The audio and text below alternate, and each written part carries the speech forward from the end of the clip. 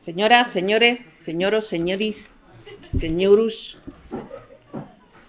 buenas tardes. Mi nombre es Asunción Aragón, vengo de la Universidad de Cádiz y bueno, es la verdad que un momento muy emocionante para mí estar aquí porque tuvimos desde aquel parto múltiple que tuvimos ahí de este proyecto, que tantas alegrías y tantas amistades y tantas lecciones y aprendizajes nos ha dado a lo largo de todos estos años, ¿no? Entonces, el volver aquí a celebrar estos 20 años, que dice que no es nada, pero son muchos, ¿eh? Que la gente... Eso se dice cuando ya se tiene una edad, ¿no? Pero a vuestra edad, 20 años, tú dices, bueno, pero si yo acabo de nacer, como hace 20 años nada, ¿no? Bueno, pues sí, para los que ya tenemos otras edades, no vamos a decir ni muchas ni pocas, otras, estupendas también, pues es muy emocionante estar aquí y reencontrarnos, ¿no? Bien, pues yo voy a abundar un poco aquí con mi compañera esta tarde sobre precisamente el título de esta ponencia, ¿no? De esta sesión, los cuerpos que importan. Y sobre todo vamos a hablar de los cuerpos que no importan a nadie, y que se engloban dentro de estas tres categorías, estas tres teorías, temas, como queramos ponerle, para mí son categorías identitarias, que tienen que ver con la sexualidad, con el género y cómo se rompen las costuras de eso que llamamos género, que no deja de ser como una camisa de fuerza que nos ponen a todas las personas cuando nacemos y que algunas veces pues nos queda aparentemente bien, pero que la mayoría de las veces no nos dejan vivir. Entonces yo no he querido que se me vaya el santo al cielo porque me pongo a charlar y sabemos lo que pasa con los tiempos, ¿no? Entonces voy a leer un poco en la línea con lo que yo había preparado y, por supuesto, pararme o preguntarme lo que os parezca al final. Bien, desde los inicios del primer proyecto de afroeuropeos, una de las características clave sobre las que se ha sustentado nuestro pensamiento teórico y crítico ha sido el cuestionamiento de las verdades que se asumen como universales, fijas. Cuando nosotros empezamos a trabajar, allá en el siglo pasado, casi, este era un marco teórico y conceptual en el que ya veníamos trabajando todas las personas que formábamos parte del proyecto. ¿Por qué? Porque todo lo que son las teorías de los años 80, de los años 90, sobre todo, han partido de una sospecha, de la sospecha de que hay una metanarrativa occidental que es la única y verdadera. Eso nos llevó a cuestionar, a revisar todo lo que eran esos dogmas teóricos y lo empezamos a ver con un ojito así como de sospecha, de, como decimos allá abajo, sí, pero no. Eso era con lo que partíamos. Empezamos a cuestionar los discursos dominantes y lo que podríamos decir como que eran nuestras narrativas maestras. ¿Qué son las narrativas maestras?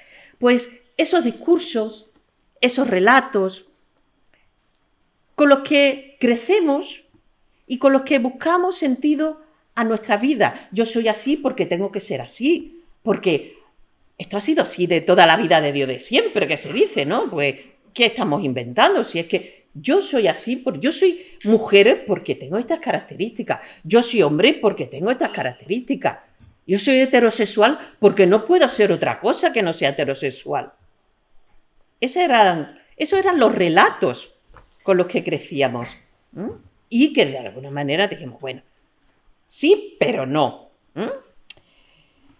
En esta misma línea del cuestionamiento en torno a las categorías de género, de raza, de sexualidad y de colonialismo, han emergido corrientes de pensamiento y de accionar político, porque no nos podemos olvidar que además de teoría tenemos la práctica, el activismo, la calle. Entonces, a partir de todo esto se ha montado un jolgorio muy grande, una revolución que intenta desmantelar, deconstruir todo lo que es esta epistemología, este conocimiento desde la época que ha surgido desde la época de la colonización.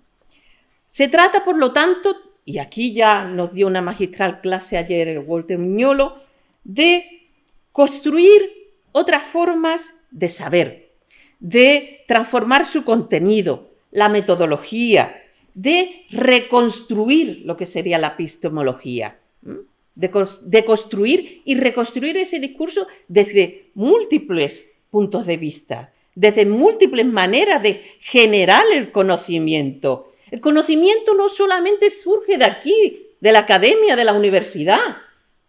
El conocimiento también está en la calle, está en nuestras abuelas, está en cómo se hacen determinadas cosas que no vienen en los papeles, que no están, como se diría en mi Cádiz natal, cosas que no están en los escritos. Eso también forma parte del saber. Y eso lo tenemos que incorporar al conocimiento, a otras formas de saber, de cultura, lo que se llamaba la cultura popular, pero siempre desde un punto de vista mucho más despectivo, ¿no? Porque mi abuela, ¿qué va a saber mi abuela? Si mi abuela apenas sabe leer y escribir. Pues a lo mejor tu abuela sabe cómo crear un humus especial para las plantas para que crezcan. O cómo hacer determinadas cosas orgánicas. O determinado tipo de prenda que no la encuentras en ningún sitio del mundo y que te protegen más del frío que otra cosa que tú te compres. Eso es conocimiento, eso hay que ponerlo en valor también. Entonces eso también es otra manera de construir el saber. El saber, vuelvo a insistir, no se produce únicamente en la universidad. Entonces, teoría y praxis. Cuando se habla de reconstruir la epistemología desde un punto de vista decolonial, lo que estamos de alguna manera reivindicando es la memoria. Estamos reivindicando la memoria o resistiendo el olvido para dar cuenta de las múltiples maneras de ser y habitar en este planeta.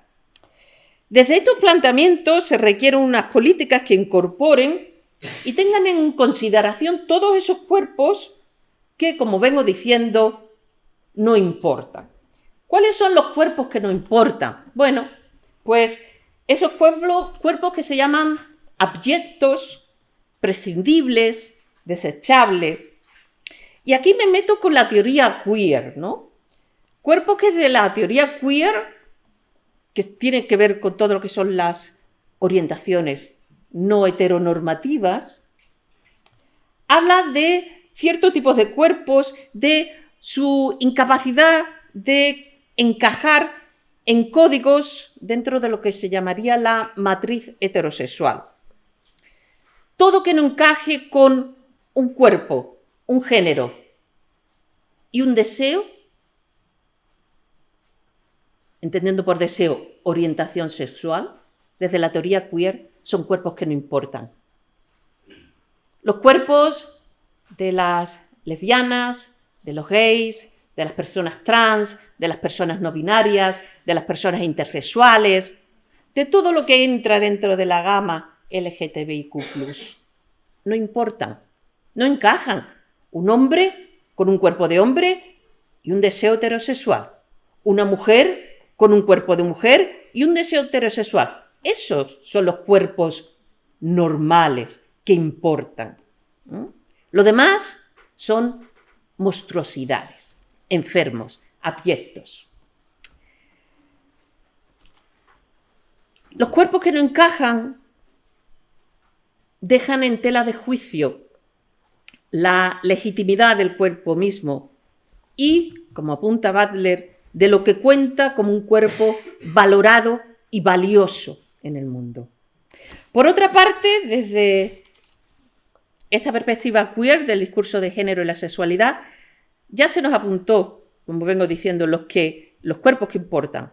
Sexo, género, práctica sexual, deseo y cuerpo mantienen relaciones de coherencia y continuidad. Si ser humano es ser parte de la heteronormatividad, las personas LGBTIQ+ son no humanos o menos humanos y por lo tanto no son sujetos a derechos. Venimos hablando de los deseos, de los derechos de las personas LGBTIQ. No tienen. Estamos luchando por ellos. Llevamos años luchando por todos ellos, junto con otros.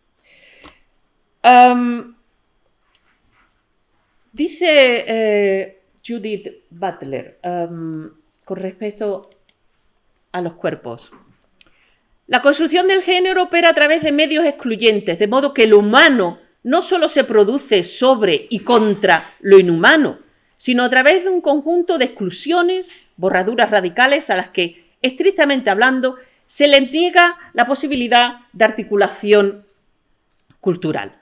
Por lo tanto, no basta con afirmar que los cuerpos humanos son construidos, ya que la construcción del humano es una operación diferencial que produce lo más y lo menos humano, lo inhumano y lo humanamente impensable. Por lo tanto, después de todo esto, estamos hablando de unas jornadas afroeuropeas. Si esto pasa con las cuestiones de los cuerpos no heteronormativos, sería ciertamente naif considerar que en la escala de lo más o menos humano, categorías como la raza, la sexualidad o el género se pueden abstraer de las intersecciones políticas y culturales en las que inevitablemente se producen y mantienen, o que estas categorías se puedan disociar de lo que sería la matriz de dominación, en palabras de Hill Collins. Cuando ya sabemos que desde el proceso de la colonización, la deshumanización o animalización de los sujetos colonizados ha sido una estrategia para la expropiación de los cuerpos y los territorios, para esclavizar y robar. En esta misma línea, María Lugones articula las categorías de género y raza de los sujetos colonizados al enfatizar que el sistema de género estaba jerárquica y racialmente estructurado, por lo que, al no ser considerados como humanos, los colonizados tampoco tenían género. No tenían alma, no tenían género. Eran cosas, objetos, animales. Hablamos, pues, de unos cuerpos que son disponibles, desechables, que se equiparan a esa población regulada por el poder que, por ejemplo, Quilemembe analizará como parte de la necropolítica.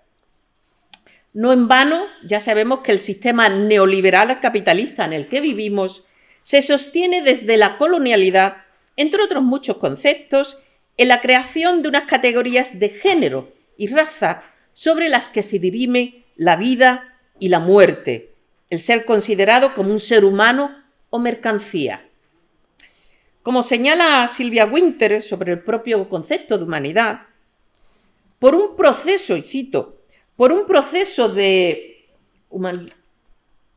¿Qué se me ha quedado esto aquí? No. Sí, ya. Aquí. Por un proceso de repetición, humanidad llegó a ser sinónimo de cultura europea. Ser no europeo era no ser humano. Este mito del vacío cultural iba a ser central en la ideología que Occidente utilizaría en su ascenso a la dominación mundial. Desde esta perspectiva de deconstruir la epistemología occidental, a lo largo de los ya, como mínimo, 30 años, el cuestionamiento de cómo se entrecruzan e interseccionan estos distintos niveles de opresión ha dado fruto, como vengo diciendo, a nuevos planteamientos teóricos y prácticos que deconstruyen las premisas que configuran las categorías identitarias de las que venimos hablando, que nos definen como seres humanos, nuestro género, nuestra raza, nuestra sexualidad. Por lo tanto, es necesario y relevante prestar atención a los textos producidos por un pensamiento decolonial y junto a él a la propia decolonización del feminismo y de la propia teoría queer. Pues, como ya sabemos, cito, la epistemología del armario también ha sido una fuente inagotablemente productiva a la cultura e historia occidental moderna. ¿Qué voy a hacer en lo que sigue de mi presentación? Bueno, pues en un primer momento voy a hablar de la pertinencia de una teoría queer decolonial, en la que voy a poner de manifiesto hasta qué punto las vidas de las personas LGTBIQ+, racializadas, no blancas, por lo tanto, ha sido invisibilizadas, cuanto menos, o problematizadas. Y en una segunda parte lo que voy a hacer es hablar de una buena práctica o de cómo se crea, precisamente se nos ha hablado aquí de la creación a cargo de Tania Satura de un archivo negro afroespañol, pues yo voy a hablar de un archivo negro LGTBIQ en Inglaterra, el archivo RUCUS, y cómo se formó y cómo se gestó. Esa se va mi percepción. Vale. Hablando de lo que es la homonormatividad o la crítica queer de color, comentaré de algunos autores y algunas autoras como Heidi Nass, Lisa Dagan o Jasbir Puar, que desde principios de este siglo ya subrayaron cómo la clase social, el género y la raza también se han jerarquizado en los espacios queer. Heidi Nass, por ejemplo, traza las similitudes entre lo que ella llama un patriarcado heteronormativo y el patriarcado queer blanco. La autora cuestiona si, por ejemplo, ser blanco y ser gay necesariamente presupone no ser racista o patriarcal. Y de hecho, sostiene que los homosexuales masculinos blancos y ricos reproducen el patriarcado heteronormativo y por lo tanto se benefician de los procesos de explotación disponibles en nuestra sociedad neoliberal. En esta misma línea, la crítica a una representación occidental y mainstream de la cultura gay, con sus magníficas casas, los bares de moda, las grandes discotecas, los barrios gay, todo muy guay, muy cool. Todo esto forma parte del debate sobre lo que se llama la economía rosa, el pink money, y cómo los efectos del consumismo gay, tanto en la producción de los espacios queer que están jerarquizados, como en el creciente turismo sexual gay. Que de eso se habla poco, pero también hay mucho. Conectado con el cuestionamiento de esta jerarquía gay blanca, Lisa Dagan desarrolló el concepto de homonormatividad y es una política que no cuestiona los supuestos e instituciones heteronormativas, sino que los sostiene y mantiene a través de una cultura gay anclada en la domesticidad y el consumo. El gay blanco monógamo devoto asimila la normalidad atribuida a la heterosexualidad. Se convierte en un buen gay, dócil e idealizado, que mantiene su relación dentro de los límites de la privacidad y la discreción en un mundo de consumo donde Martin Van Alanson diría, parece que ser gay y ser libre significa usar Prada. Quiero decir, ¿de qué gays estamos hablando?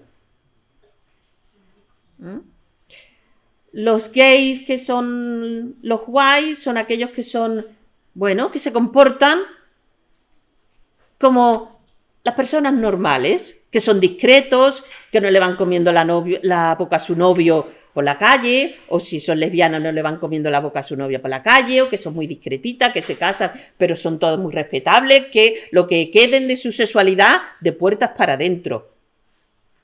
Cosas que no se le pediría a las personas heterosexuales, ¿no? Si somos iguales, ¿qué más da, no? Que yo vaya con mi novio, que vaya con mi novia, que vaya con mi novia, ¿qué más da, no?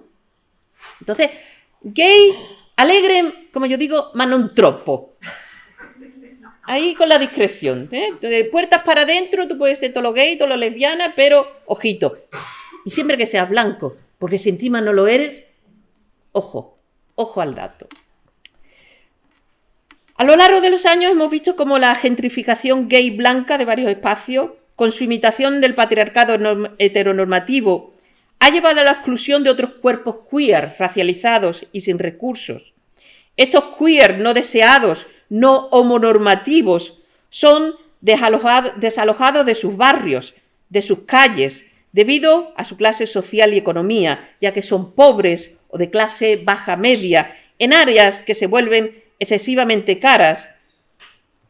No sé si hablar de Chueca o de otros muchos barrios que no sé hasta qué punto han perdido su carisma. Estos espacios son expropiados no solamente por la clase social, sino también estos queer pobres racializados son expulsados de estos espacios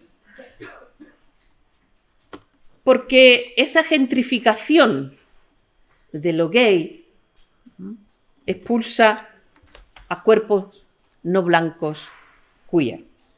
Por lo tanto, siempre es importante, cuando hablamos de los LGTBIQ+, todo esto de la diversidad sexual, afectivo-sexual, bueno, ¿cómo descolonizamos? ¿Cómo aplicamos una mirada no occidental, no blanca a todo esto? ¿Cómo decolonizamos las políticas queer? Podríamos aprender algo de cómo se ha venido trabajando para decolonizar el feminismo hegemónico, que se ha reconstruido a partir de la esencialización discursiva de las mujeres racializadas, que han sido revictimizadas y mostradas sin voz y sin poder para transformar la realidad. De ahí que hayan sido mujeres blancas las que hemos tenido que recorrer el mundo para salvar a estas otras pobres mujeres, ¿no? Mujeres blancas buscan salvar a mujeres de color café, como diría Karina Vidaseca. Hay que ser muy conscientes de las desigualdades y desequilibrios del poder y las narrativas y discursos que emergen de ellos, sin olvidar los efectos reales que esas desigualdades producen. Así pues, por favor, no pretendamos salvar a las personas queer racializadas, ni de los heteros racializados, ni del colectivo queer blanco, por favor. No hagamos eso. ¿Qué pasa en Europa? ¿Cómo decolonizamos Europa? Hay que desmontar esa idea y mito de que, como decía Fátima Al-Tayeb en su libro maravilloso, en Europa no se habla de raza, sino de etnia, porque en Europa no hay racismo. En Europa, al contrario, que en Estados Unidos no hay personas negras. Aquí somos todos blancos y heterosexuales, diría yo, incluso. Desde este daltonismo interesado, las personas no blancas son consideradas una rareza, una imposibilidad. No se puede ser europeo, europea y no ser blanco. Eso no, eso es como un cortocircuito en la cabeza, ¿no? Este es el imaginario eurocéntrico con el que nos despachamos cada día. De ahí los violentos insultos racistas que se lanzan a personas europeas racializadas. Ni entrar ya cualquier persona racializada en este país, pero a las personas que son europeas, afrohispanas, vete a tu país, ¿no? Pero tú hablas muy bien español, tú realmente ¿de dónde eres?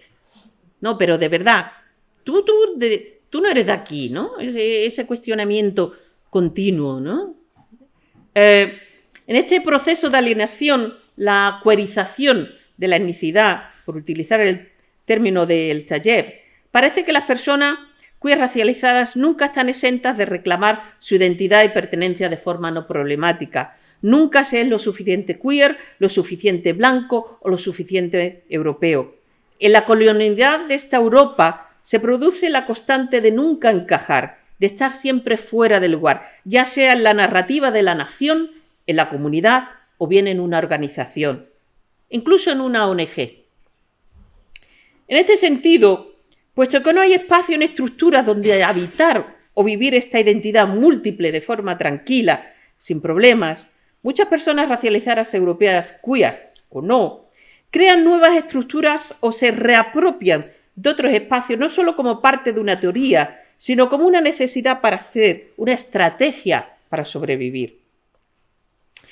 Fátima Al-Tayeb, en su magnífico libro European and Others, Queer Ethnicity in Postnational Europe, traducido hace muy poco al español como Racismo y resistencia en la Europa daltónica, analiza cómo el arte y el activismo de las personas racializadas tratan de articularse en esta queerización que ella llama, en este estar fuera del lugar de lo que significa ser visto como europeo o europea, y cómo ocupan e intervienen estos espacios para fracturar, para romper, para dinamitar esta colonialidad europea, este daltonismo que se denuncia y que trata de invisibilizar la existencia de personas queer racializadas. Por eso es tan fundamental todo lo que nos han mostrado las personas que han estado antes que nosotros, tanto Tony como Lucía.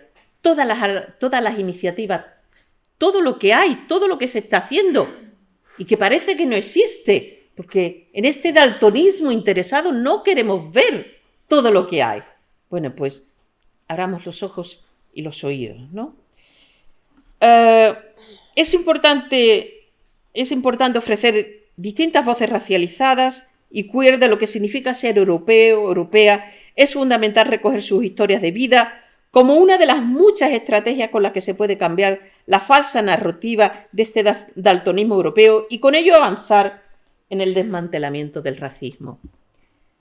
Por una parte, es necesario buscar formas para contrarrestar los discursos feministas hegemónicos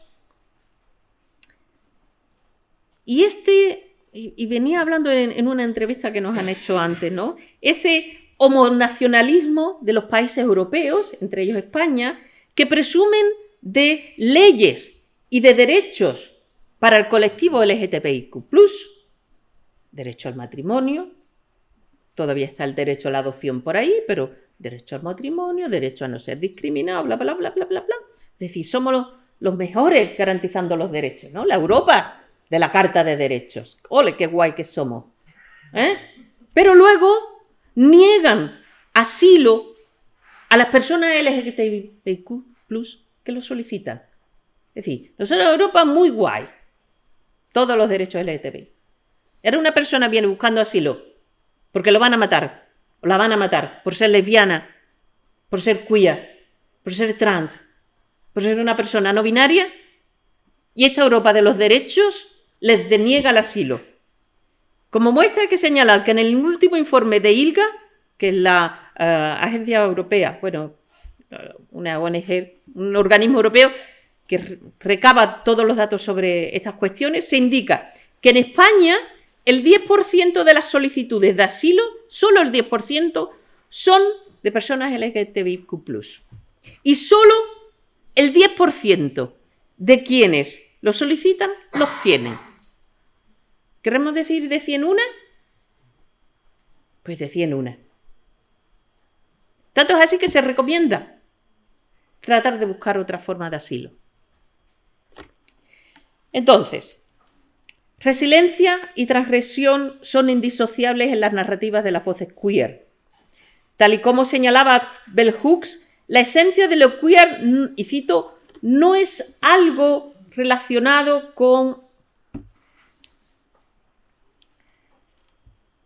quién practica ese sexo, que puede ser una dimensión de lo que significa queer, con quién nos acostamos, o con quién nos levantamos, o con quién lo hacemos, sino queer tiene que ver también con cómo el ser que está en desacuerdo con todo lo que le rodea y tiene que inventar, crear y encontrar un lugar para hablar, para prosperar y sobre todo para poder vivir. Sabemos que en Europa las personas queer racializadas han encontrado diversas maneras de hacernos llegar a través del arte y la cultura sus visiones y representaciones de lo que son sus vidas, así como de las dificultades y estrategias y las alegrías también con las que se enfrentan a diario. Con ello no pretenden más que, de nuevo, visibilizar y reclamar su espacio y presencia en la historia europea. Y aquí es donde voy a hablar del archivo Ruckus. La resistencia y la transgresión y el ocupar espacios es ciertamente parte del accionar del lenguaje artista y visual del fotógrafo y activista queer británico Ajamu X, bastante conocido por la sensualidad y erotismo de los cuerpos afroqueer en su fotografía. En junio del año 2000, Ajamu, junto con el cineasta y director de teatro Topher Campbell, lanzaron la idea de Ruckus Federation, en lo que era el Instituto de Artes Contemporáneas de Londres, en un evento no organizado por la artista, activista y escritora Valerie Mason-Jones, nuestra Queenie, que estuvo en León, ¿cómo no? Y que se llamaba Ruckus 2000, una tarde con bolleras negras y queer y sus amigas. Y eso se organizó como parte del Mardi Gras en Inglaterra. La palabra Ruckus se asocia a la palabra raucous, que significa alboroto, jaleo o escándalo. Pero en la elección de ese nombre también está la intención, y para que veáis la transgresión de estos autores, de Ajamu X y de Topher Campbell, está la intervención irreverente y transgresora de Ruckus, porque Ruckus es también una muy conocida estrella porno afroamericana que fascinaba a Ajamu. Pero también se llama Federation porque Campbell era un Trekkie, quiere decir una persona seguidora de Star Trek y de la Federación de las Galaxias de Star Trek. Por eso fue en el año 2000. Pero en el 2005, Ajamu y Campbell crean lo que es el archivo propiamente Ruckus, con el que pretendía construir un proyecto político, un archivo vivo y continuo de historias orales, documentación gráfica, estilos de vida que dieran testimonio a nivel nacional e internacional de las producciones culturales, políticas de activistas, artistas, poetas, cantantes, músicos que conformaban en aquellos tiempos la comunidad LGTB africana y afrocaribeña en Gran Bretaña. Para tal fin, organizaban eventos, debates, talleres o exposiciones. Querían, de nuevo, avanzar en la educación del público blanco en general sobre la historia, el patrimonio y la experiencia vivida de las personas negras, lesbianas, gays, transexuales en el Reino Unido. Y también, no solamente de sus vidas, sino de toda la contribución positiva realizada histórica y culturalmente por las personas LGTB negras en Inglaterra.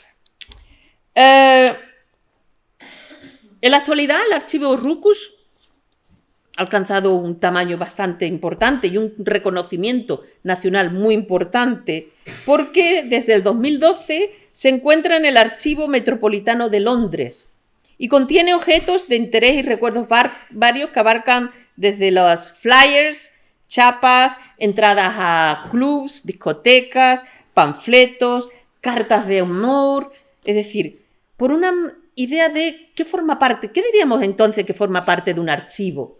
De esta manera de lo que decía antes, ¿no? Como escribimos de otra manera? ¿Cómo consideramos que es el conocimiento de otra manera?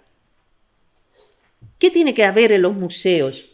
¿Qué forma parte de un archivo? Puede formar parte de un archivo a lo mejor pues el costurero de mi abuela.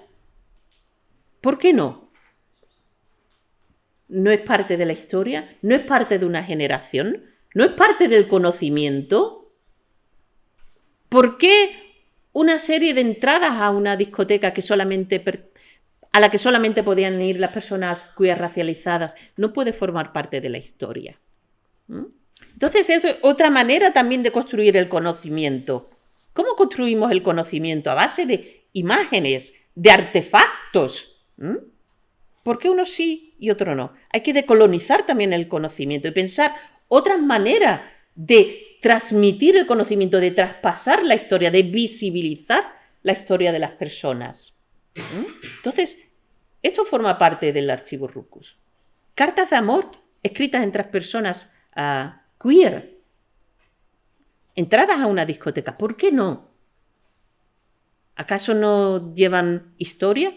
¿Acaso no llevan sentimientos? ¿Acaso no llevan una fotografía, una instantánea de ese momento en particular, que no se va a volver a repetir?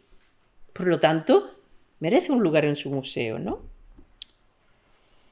En un contexto actual, cultural, racial y queer, como el actual, no, como el de aquellos momentos, y yo sí diría en el actual, destaca el carácter transgresor y reivindicativo de este archivo. El ratón está ahí muy rebelde.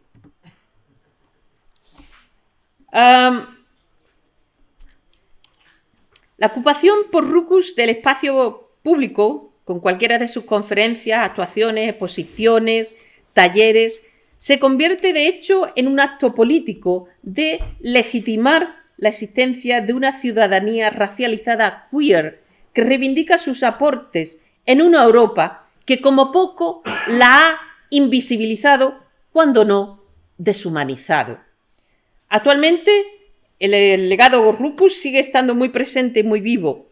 Sabemos que este año, en estos momentos, este mes de octubre, en la Somerset House de Londres se inaugura la exposición Making a Ruckus, con la que se pretende demostrar el archivo y que, sobre todo, que un archivo no es algo que es lo que tenemos en idea normalmente, que un archivo es algo que está muerto, que es algo que está en unos cajones, allí apestando a humedad. No, los archivos son criaturas vivas que se enriquecen de la cotidianidad de las personas, de nuestras experiencias, de nuestras vivencias, de nuestros recuerdos, de lo que significa y lo que es importante para las personas que estamos aquí ahora. Como si fuera una cápsula del tiempo. Y ahí vamos metiendo todas las cosas que nos van importando y que definen lo que somos y lo que seremos, donde nos miraremos detrás cuando tengamos otra edad. Entonces, esa ley del archivo que no pretende ser un documento inerte del pasado, sino, como indican en la programación, una serie continua y vital de intervenciones políticas y artistas que dan testimonio de la alegría, la amistad, la resistencia y los esfuerzos creativos de las personas LGTBIQ+ en Gran Bretaña. Es muy importante expresar la alegría. Decía la feminista Emma Goldman: si aquí no se baila, esta no es mi revolución. Y nosotras somos de sufrir, se sufre, pero también se goza. Por lo tanto, tampoco nos tenemos que quedar con esa imagen victimista de ¡ay, los pobrecitos, las pobrecitas! Vale. Démosles también la oportunidad de que expresen sus alegrías. No las vayamos a revictimizar. Porque revictimizar muchas veces es asumir una superioridad con respecto a él. Es como una condescendencia, como un paternalismo. ¡Ay, pobrecita! Quedo lo de ti, yo te voy a salvar. No, no se trata de eso. Se trata de poner en pie de igualdad. Eso decía que era en estos días, creo que el 10 o el 11, pero el 19, en la Tate Modern, también de Londres, se instala My Ruckus, My Heart, de Topher Campbell, que también se plantea las sensaciones y conexiones que fluyen y que intentan dinamizar un cuerpo racializado queer y la creatividad. Hay muchos eventos programados para estas, lo estoy dando publicidad a todo esto, pero que me parece de buenas prácticas, como se dice, ¿no? De que vamos a visibilizar, que es de lo que se trata, de estas realidades que están invisibilizadas y ninguneadas, y vamos a decir que existen y vamos a celebrarlas. Porque se van a organizar muchas actividades en torno a estas dos exposiciones. Hay exposiciones fotográficas, hay intervenciones de poetas, como por ejemplo Dorothea Smart, que también estuvo en nuestro afroeuropeo, del artista Ella Frost, del fotógrafo Colade Ladipo, del nuevo Valerie Mason-Young o del artista Cincy Minute. Cómo el colectivo afroqueer expresa a través del arte su vida, sus experiencias, sus alegrías, sus penas, sus melancolías, sus aspiraciones, sus sueños. ¿Acaso no son humanos? En este proceso de invisibilización, de deshumanización, la cosificación del otro, de la otra, el tratarlos como objetos, como mercancías de usar y tirar, ¿no es a lo que estamos acostumbrados? Necesito esto, lo cojo, lo tiro. Son cuerpos que no importan. Vamos a hacer que importen. Así pues, desde la perspectiva, y con esto termino ya, que yo digo que no me voy a enrollar, pero me enrollo. Así pues, desde la perspectiva de estos últimos 20 años, la creación del archivo Ruckus no solamente ayudó a visibilización y reivindicación del colectivo afroqueer, a la ocupación de un espacio en la cultura británica, también ha servido de concienciación, y esto me parece muy interesante también, dentro del propio colectivo, como parte de su empoderamiento, de su sensación de que no somos, con perdón de la expresión, mierda, que es lo que nos quieres hacer creer. Entonces, personas dentro del colectivo han asumido también que son personas válidas, que no se trata en ese discurso de que somos nada, de que somos nadie, de que su legado, sus memorias son importantes también. En medio de un contexto, no olvidemos, en el que lo queer y lo negro está desprestigiado y desprovisto de valor. A lo largo de todos estos años, el archivo ha denunciado no solamente la LGTQ+fobia hacia los cuerpos racializados, también nos han permitido adentrarnos.